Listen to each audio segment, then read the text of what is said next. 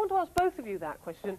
Why don't you, first of all, Jeff, why don't you put in housing, for example? We got a very specific brief from the city. They said that this is part of the city centre. The city centre is trapped by the ring road at the moment. They said, break the ring road and let some of the city expand. They didn't ask us to put housing in. This is a small development in terms of the whole city. The whole city is housing. Well, why don't you put in housing? I have to disagree with Jeff, because a lot of us on the planning committee wanted to see housing in there. We said that housing was essential for a city centre to make it live, that the cities, you know, that do live, like Edinburgh, live very much in the city centre because people live in it, right in the centre. And it's something I would like to see. We asked the developers that, and as I understand it, the developers said that they couldn't maximise their return. They wouldn't get quite as much profit by providing that housing as they would by providing the glitch. I have a written brief from the city, and it does not mention housing. This site here has got a very vibrant market. We are going to keep the market. The market starts humming. The market starts humming. They have no intention of keeping the market. They intend to destroy the market. They want to erase the market from the city centre, and we can refute his statement. We have negotiated with... Why was it a poverty report taken to identify what the market shoppers, where they shop, how many shop in the shops? It was proven that 57% of the shopping public coming to town, right, shop in the market. Yes, and only 40% of them shop in the shops, so they can do without a 40%. Get rid of them. Absolutely not. What we're doing, we're having two shopping centres here. We're keeping the best of the old, and the best of the old is the market. Why on earth are we trying to do away with them? They're famous. Who are they in collusion with? Yeah, go on. Mr. Cabbage Man. Why won't the city really give their true intentions? Their true intentions is to have a city centre that is designed for other people. They want to design a city centre for the tourists, the visitors, and the 10% of the population that can afford to shop in these fancy shops. We've got loads of councillors here. No, we don't want another shop of the cabbage. From the real Birmingham people. Now, you're a councillor. Listen to what he's saying. He's one of yours. Somebody you represent. Councillor Anna, and also the daughter of a market trader for many, many years, I believe that we should keep the market. It is the focal point of Birmingham.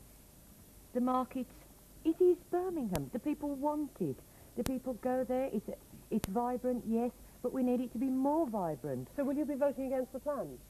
I want to listen to the people. The people are the people that we must listen to. What do you say to his argument that what's happening, as indeed could be said is happening in a lot of cities and towns throughout the whole of the central region, is that you're trying to make them yuppie places, places for tourists to go to? If we don't take up the offer of the developers' investment, the people will go away to places like Merry Hill. They are already doing this. Let me explain. Just a minute. I have to explain that Merry Hill, because not everybody lives in Birmingham and watches this program, is an out-of-centre shopping centre. Out-of-city shopping centre, yes. And people are going that way because it needs to be redeveloped, the Bull Ring. And we want the developers. We want it for the people. The arguments, basically, the mistakes were made by the planners, the people who lived in Ivory Towers in the 60s. They made the mistakes that we've had to suffer for the last 30 years. Now, what we have said, and I'm a market trader, what we've said throughout the whole of this argument over the last 3 years is, all right, if you want to build a shopping mall for those, that section of the public that love and live and want to work and shop in this area from visiting this area. In other words, keep the best of the old and let the city have real depth. What is constantly forgotten is the fact that the Bull Ring is a place. It's an historical place. It's not... the name's the Bull Ring. Can I ask? Yes, lady at the back there. Are you in favour? All right, it's not a shopping centre. Lady at the back. We should keep the Bull Ring because it's part of the link of the past. You want to keep it? Lady there. Yes, we're saying that the Bull Ring wants to be redeveloped. We'd like something new, but we'd like to go back to the Bull Ring where we are now, north of the church.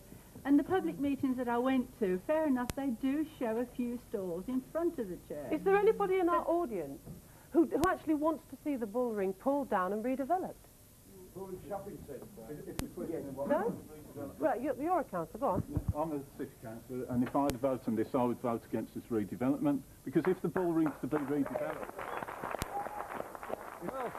if the Bullring's to be redeveloped, we don't want those big blocks of expensive shopping. What we want is traditional streets with the marketplace in the centre, and that's the kind of development that people in Birmingham want. What do you say to the point that Birmingham's got to move into the 21st century, and that's just 60s relic? The problem that we're having in Birmingham is one side of the city we have the International Convention Centre. If this is built, we'll have expensive shopping at the other side, and you'll have to have an American Express card to come and shop in Birmingham. We want a development.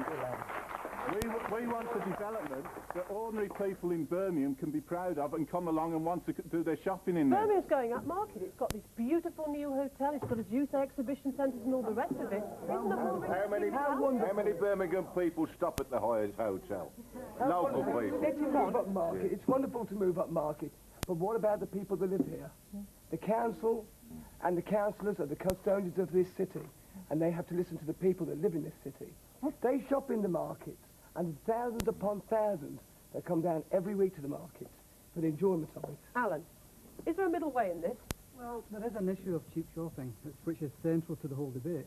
But I don't think that issue is an issue that refers really to the market traders.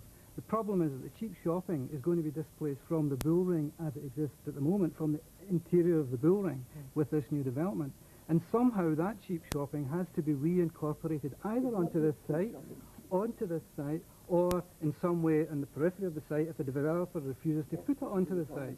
Now, it's cheap shopping for people who do come to the city centre from all over Birmingham and from outside of Birmingham, but it's not really a market trader issue because the markets, as far as I understand it, will be there. Very much wrong. I might say, I think the trouble is with this, one side's going to say yes, and the other side's going to say no, and we're never going to get anywhere.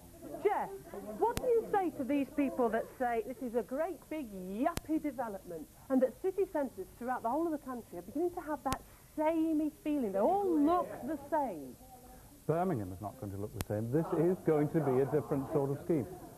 I've heard a lot about the markets are going to be done away with. I would like to publicly say that I identify with the markets and I'm working very hard to keep them. And I'm not trying to change them or make them into yuppie places. The markets are famous. The Bullring is famous for the market. It's a tremendous asset. We're taking advantage of this and we want to live with the markets. We want to have 2 shopping centres here. We want to have I know you refute it. We want to have the best of what we have at the moment. Now that is the markets, the local shops, and the people walking down the street. But why can't we have a modern shopping centre People walking down the street? It's a group of people that nobody ever really anticipates in these planning programmes is the people with disabilities in Birmingham, the pedestrian access of for people with disabilities in Birmingham. We haven't been consulted at all. Yes, you have. I've met the the gentleman consultation process is after you've decided what you're already going to do. No, Just like it is with the market traders.